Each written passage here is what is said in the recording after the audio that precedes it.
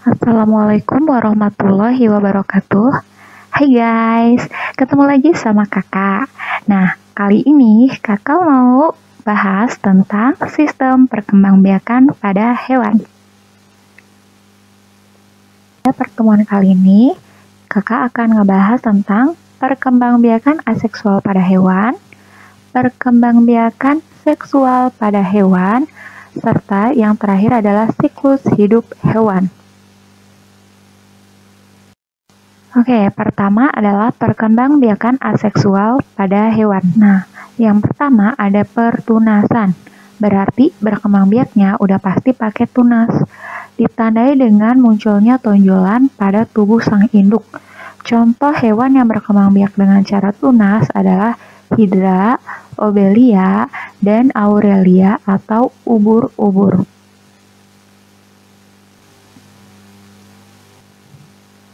Ini adalah contoh perkembangbiakan pada Hydra.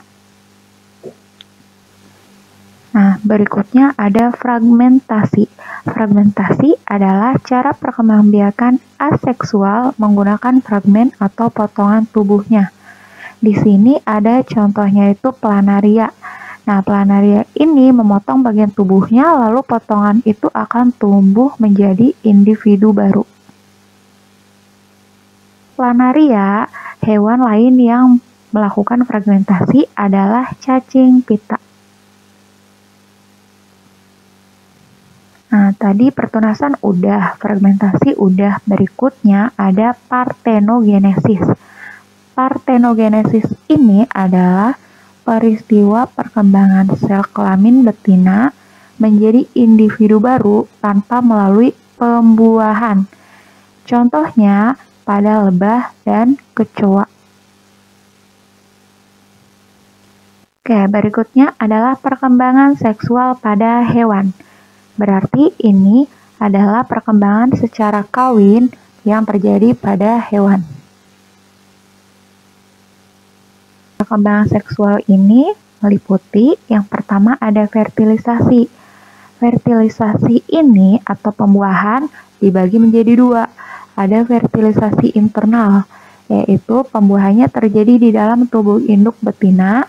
Contohnya ada paus, anjing laut, itik, ayam, penguin, cicak, dan lain-lain. Intinya kebanyakan mamalia. Terus ada lagi fertilisasi eksternal, berarti pembuahannya terjadi di luar tubuh induk betinanya. Contohnya ikan dan katak. Nah, ini adalah hewan-hewan yang mengalami fertilisasi.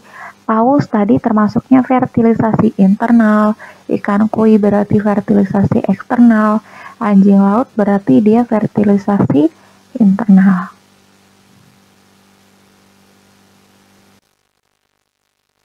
Berdasarkan cara perkembangan dan kelahiran embrionya, hewan yang berkembang biak secara seksual itu dibedakan menjadi 3 jenis. Ada ovipar, ada vivipar, dan ada ovovivipar. Yang pertama adalah ovipar. Ovipar itu artinya berkembang biaknya pakai telur. Nah, embrionya berkembang di dalam telur, artinya di luar tubuh sang induk. Contohnya itu bangsa burung dan penyu. Nah, namanya juga ovipar kan bertelur, berarti kita akan ngebahas tentang struktur telur dan fungsinya. Ini adalah gambar dari struktur telur. Yang bagian tengah itu yang gede, bulatan namanya kuning telur, dan di dalamnya ada bulatan kecil, itu namanya keping lembaga. Keping lembaga ini akan menjadi calon individu baru. Terus ada kalaza atau tali kuning telur, ada albumen, ada membran, ada rongga udara, dan cangkang telur. Oke, cangkang telur itu fungsinya untuk pertukaran udara. Nah, sementara rongga udara itu dia sebagai sumber oksigen buat embrionya. Jadi, lewat rongga udara ini oksigen bisa masuk. Ada lagi albumen atau putih telur. Fungsinya melindungi zigot dari guncangan, bahaya lain, dan sebagai cadangan makanan. Lalu kuning telur fungsinya sebagai persediaan makanan bagi embrio. Kalaza itu fungsinya menahan kuning telur agar tetap pada tempatnya dan agar bagian atas kuning telur itu tetap ada di bagian atas. Nah, keping lembaga itu akan tumbuh menjadi individu baru. Oke, berikutnya adalah vivipar, berarti berkembang biaknya dengan cara melahirkan. Udah pasti manusia termasuk di dalamnya, cuman karena kita lagi ngebahas hewan, kita kesampingkanlah manusia ini. Nah, terus di sini embrionya berkembang di dalam tubuh induknya dan dapat makanan dari plasenta. Contohnya itu ada tikus, kanguru, kelinci, lumba-lumba, dan tupai. Nah, terakhir ada ovovivipar. Berarti ini gabungan ovipar dan vivipar. Berarti dia udah bertelur, melahirkan. Nah, embrionya berkembang di dalam telur, di dalam tubuh induknya. Jadi saat dia dikeluarin itu bukan dalam bentuk telur, tapi dalam bentuk bayi. Tapi di dalamnya itu dia bukan dalam bentuk embrio, tapi dalam bentuk telur. Contohnya ada platypus. Nah, terus ada perkembangbiakan hewan hemaprodit. Nah, hewan hemaprodit ini memiliki organ reproduksi jantan dan betina dalam tubuhnya sekaligus, tapi tidak bisa melakukan reproduksi sendiri karena tidak punya saluran yang menghubungkan antara penghasil sperma dengan ovum. Contohnya adalah cacing tanah.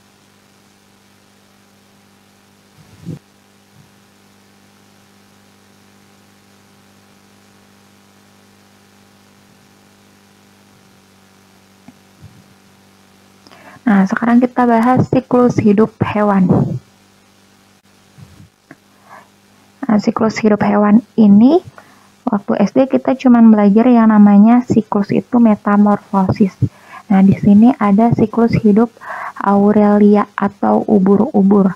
Nah, siklus hidup itu pengertiannya adalah proses pergiliran makhluk hidup dari terbentuknya zigot, tumbuh, dan mampu membentuk zigot kembali. Nah, pada Aurelia, hasil pembuahan menjadi larva bersilia yang disebut planula. Planulanya nempel di suatu tempat dan akhirnya menjadi polip muda yang dinamakan skifistoma.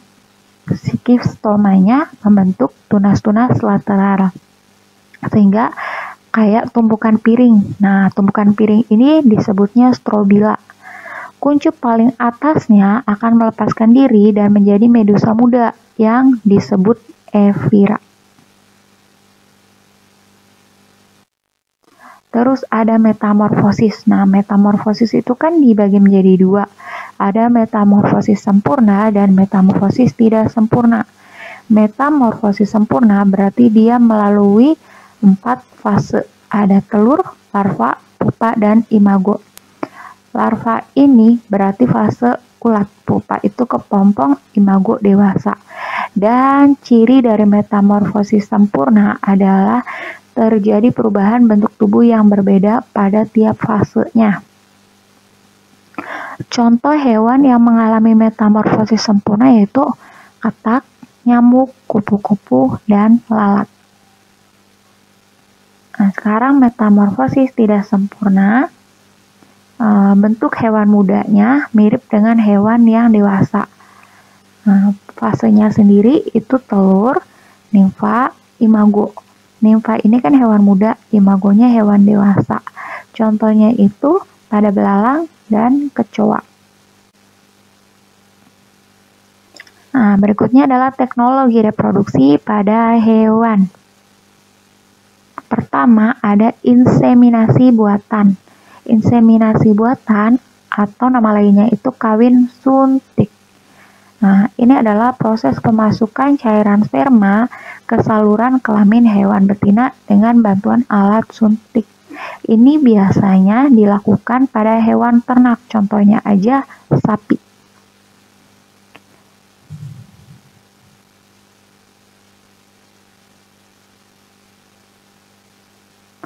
Nah, kelebihannya itu menghemat waktu dan biaya.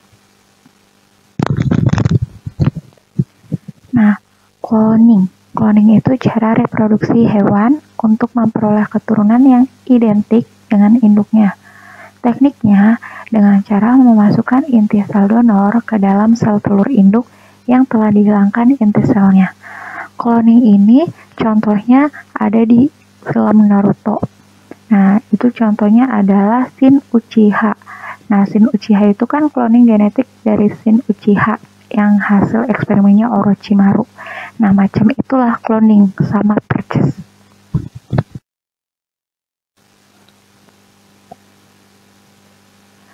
Oke, sekian video untuk kali ini. Thanks for watching this video and stay tuned. Assalamualaikum warahmatullahi wabarakatuh.